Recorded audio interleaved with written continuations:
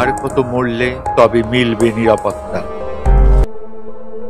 9ই August সকালে আরজিকর হাসপাতালের seminar room থেকে অর্ধনগ্ন অবস্থায় উদ্ধার হয়েছে এক মহিলা চিকিৎসকের দেহ।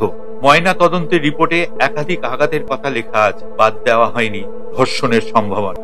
তরুণী চিকিৎসকের অস্বাভাবিক মৃত্যু নিয়ে উত্তপ্ত কলকাতা এবং একাধিক জেলা। কর্মরত অবস্থায় হাসপাতালে যৌন নির্যাতনের শিকার হন এই মহিলা চিকিৎসক, যা ময়না তদন্তের প্রতিবেদনে স্পষ্ট হয়ে গেছে। সামাজিক বিপর্যয়ে নিজেকে দূরে সরিয়ে রাখেন না কেউ। সংবেদনশীল যে কোনো মানুষ এমন ভিন্ন ঘটনার ধিক্কার জানান, প্রতিবাদের আওয়াজ তোলেন। পাশাপাশি তার ভেতরে এক অনিশ্চয়তা বোধ তৈরি হয়। তিনি নিরাপত্তাহীনতা বোধ করেন। আরজিকর হাসপাতালের তরুণী চিকিৎসককে ধর্ষণ করে খুনের ঘটনাতেও অনেকের মধ্যে এমনটাই হয়েছে। তাদের প্রতিবাদ সমাজ মাধ্যমে আছড়ে পড়ে। বিচার চাই শব্দটা জল করছে প্রত্যেক সমাজ মাধ্যমে। ওই ঘটনার পর শুক্রবার সন্ধ্যে থেকে আরজিকর জরুরি পরিষেবা ছাড়া অন্য সমস্ত বিভাগের কর্মবিরতির ডাক দিয়ে আন্দোলনে নেমে পড়েন জুনিয়র ডাক্তার। শনিবার জেলার বিভিন্ন হাসপাতালগুলোতে একই ছবি দেখা যায়। দোষীর শাস্তির দাবিতে কোথাও বিক্ষোভ মিছিল করেন চিকিৎসকেরা, কোথাও বা আবার কর্মবিরতি।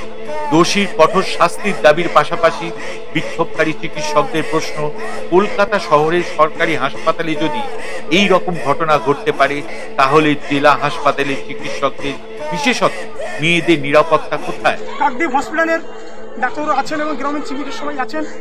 আমরা কোনোদিন কাউকে চিকিৎসকের কর্মবিরতি থেকে দুঃখ কষ্ট দিয়ে আমরা প্রতিরোধ করতে চাচ্ছি না। আমরা পরিষেবা দেব, সেই সঙ্গে সমস্ত ডাক্তারবাবুদের আমরা যেমন নিরাপত্তা চাই এবং পরিষেবা দিতে যেন ব্যাহত না হয়, এটা আমাদের সকল জনমানুষের কাছে আমাদের এখন অনুরোধ এবং প্রার্থনা। খুবই সঙ্গত প্রশ্ন, যুক্তিযুক্ত তাদের প্রতিবাদ আন্দোলন। কিন্তু আপৎকালীন পরিষেবা চালু রেখে প্রতিবাদ বিক্ষোভের জেরে জেলার বিভিন্ন হাসপাতালে বহির্বিভাগ বা আউটডোরে এক বিরাট প্রভাব পড়ে, কারণ ব্যাহত হয় স্বাস্থ্য পরিষেবা।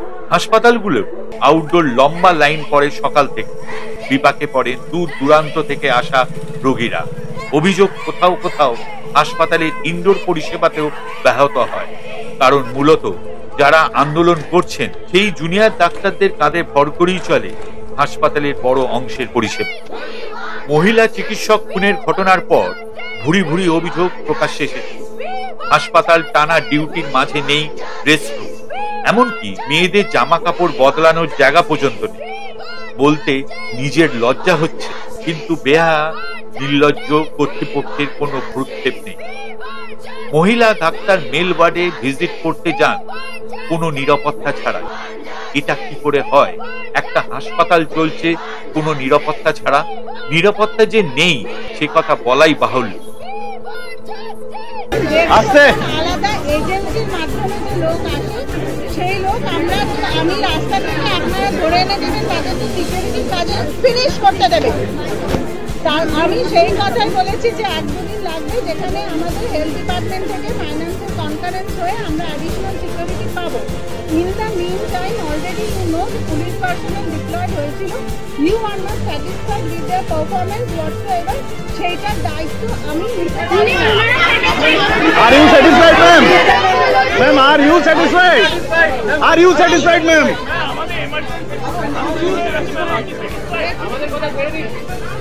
স্যারের সাথেও কথা বলেছি। I have got an assurance from the government also যে আজকে থেকে ফার্দার যাতে না হয়, ওরা যত সম্ভব লোক ডিপ্লয় করবেন সেইভাবে ব্যবস্থা নেবেন। এরপরে আমার পক্ষে তোমরা আমাকে এইভাবে না বলে ইউ গিভ মি কংক্রিট যে এইটা ম্যাডাম করুন, তাহলে হয়ে যাবে। I am ready to do whatever you tell me in a concrete manner. একজন মহিলা চিকিৎসক ধর্ষিত হয়ে খুন হন কিভাবে? পরের দিন সকালে তার দেহ উদ্ধার হয়। এমবিবিএস পাশ করার পর আরজিকর মেডিকেল কলেজ হাসপাতালে চেস্ট মেডিসিন নিয়ে স্নাতকোত্তর 2য় বর্ষে পড়াশোনা করছিলেন বছর 30-এর ওই মহিলা চিকিৎসক। হাসপাতাল থেকে পাওয়া খবর, বৃহস্পতিবার রাত্রে অন কলে ছিলেন মহিলা চিকিৎসক। রাত 2টো নাগাদ তার ডিউটি শেষ হয়। তারপর জুনিয়রদের সঙ্গে ডিনার সারেন। এরপর জরুরি বিভাগের 4 তলায় চেস্ট ডিপার্টমেন্টের সেমিনার হলে বিশ্রামের জন্য ছুটে যান। শুক্রবার সকালে সেই সেমিনার হল থেকে উদ্ধার হয় তার মৃতদেহ। আরজিকর হাসপাতাল সূত্রের খবর, ধৃত সঞ্জয় রায় আরজিকর হাসপাতালে অবাধ যাতায়াত ছিল। ঘটনাস্থল থেকে ইয়ারফোনের সূত্র ধরে গ্রেপ্তার করা হয় তাকে। আরো জানা যায়, সিসিটিভিতে দেখা গেছে গলায় ইয়ারফোন ঝুলিয়ে সেমিনার রুমে ঢুকছে সঞ্জয়। 30 মিনিট পর সেমিনার রুম থেকে ইয়ারফোন ছাড়াই বেরোয় সঞ্জয়। অনলাইনে আনানো খাবার খেয়ে বিশ্রাম নিতে যান চিকিৎসক। সিসিটিভিতে 4 জনের গতিবিধি লক্ষ্য করা যায়। সবাইকে ডেকে জিজ্ঞাসাবাদের সময় সঞ্জয়ের কথায় অসঙ্গতি ধরা পড়ে।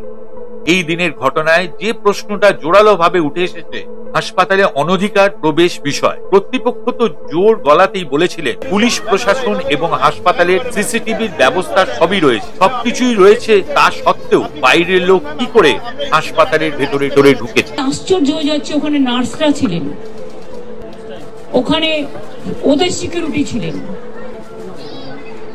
সবাই ছিল, কিন্তু কি করে ঘটনা ঘটলো এটা এখনো আমি ঠিক বুঝতে পারছি না। নিরাপত্তা নিয়ে প্রশ্ন আগেই উঠেছিল, কানে তোলেননি প্রশাসন। এই প্রশ্ন আরো বড় করে দেখা দিয়েছে কারণ চিকিৎসকের মৃত্যু ঘিরে ধর্ষণ ও খুনের অভিযোগ উঠেছে। গত 3 বছর ধরে কেন বারবার কর্তৃপক্ষকে অনুরোধ করেও কোনো নিরাপত্তা রক্ষী মোতায়েন করা গেল না? কেনই বা সিসিটিভি লাগানো হলো না এমন গুরুত্বপূর্ণ একটা জায়গায়? সেই প্রশ্নে সরব হয়েছেন জুনিয়র ডাক্তারদের একটা বড় অংশ। Implementation of adequate workplace security measures including CCTV cameras, security guards both male and female, with special emphasis on in-campus and out-campus hostels, police picketing and patrolling, and proper on-call rooms.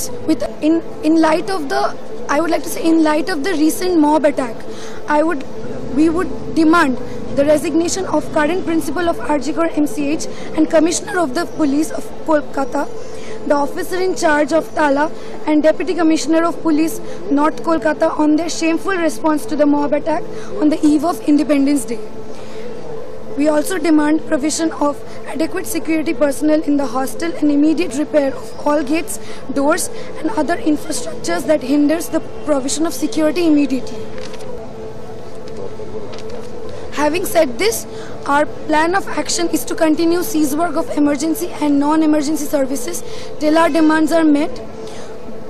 We also would like to say that we'll stand in solidarity with the nursing staff and nursing students of RG Kar MCH and all the female staffs of RG Kar MCH in their stand for women workplace safety, and we strongly condemn the shameful tactics of the Deputy Nursing Superintendent, the Nursing Superintendent and other higher officials attempting to hamper their support. 3 মাস আগে এক তরুণী চিকিৎসক যখন রাতে বিশ্রাম নিচ্ছিলেন on call রুমে, তখন ভোর রাতের দিকে 3 মদ্যপ ওই ঘরে ঢুকে পড়ে বিশৃঙ্খলা সৃষ্টি করেছে। তবে শুধু সেমিনার রুম কিংবা অনকল ডিউটি রুমই নয়, আরজি করে বিভিন্ন ভবনে বিস্তীর্ণ এলাকা কতটা নিরাপদ? এখানে না আছে একজন নিরাপত্তা রক্ষী, না রয়েছে সিসিটিভি ক্যামেরা, অথচ এইভাবে চলছে একটা সরকারি হাসপাতাল। বছর বয়স, আমি নীলরতন সরকার মেডিকেল কলেজের 1962 ব্যাচ। আমাদেরকে প্রিয়রঞ্জন দাসমুন্সি নাইটের লড়াই করে আমাদের এসএফ ইউনিয়ন করতে হয়েছিল। কালকে যখন 500 জন শুধু নীলরতনের আমার বয়সী ডাক্তাররা আমরা উঠে দাঁড়িয়ে 3টে ডিমান্ড ছিল। একটা, we will not allow this to be, মানে এরকম ভাবে ডিসপ্লেস। আমরা internationally we have asked for support and we got it. আজকে বিবিসি নিউজে দেখো জানানো হচ্ছে যদি দরকার হয় এরা না পারলেও আমরা জানিয়ে দেব যে আমরা পশ্চিমবঙ্গে আজকে আমরা কি ধরনের অত্যাচার আমাদের সহ্য করতে হচ্ছে, এবং এদের পেছনে যারা আছে তারা শুধু একটা মাতাল গরিব মানুষ নয়। বলছি ডাক্তারদের থেকে, from the Democratic Doctors Forum, we will take this to the world and we will get rid of Mamata Banerjee. আপনাদের এই প্রতিবেদনটা ভালো লাগলে চ্যানেলটিকে লাইক, শেয়ার ও সাবস্ক্রাইব করুন ও বেল আইকনটা প্রেস করুন, আর কমেন্ট করতে ভুলবেন না কিন্তু।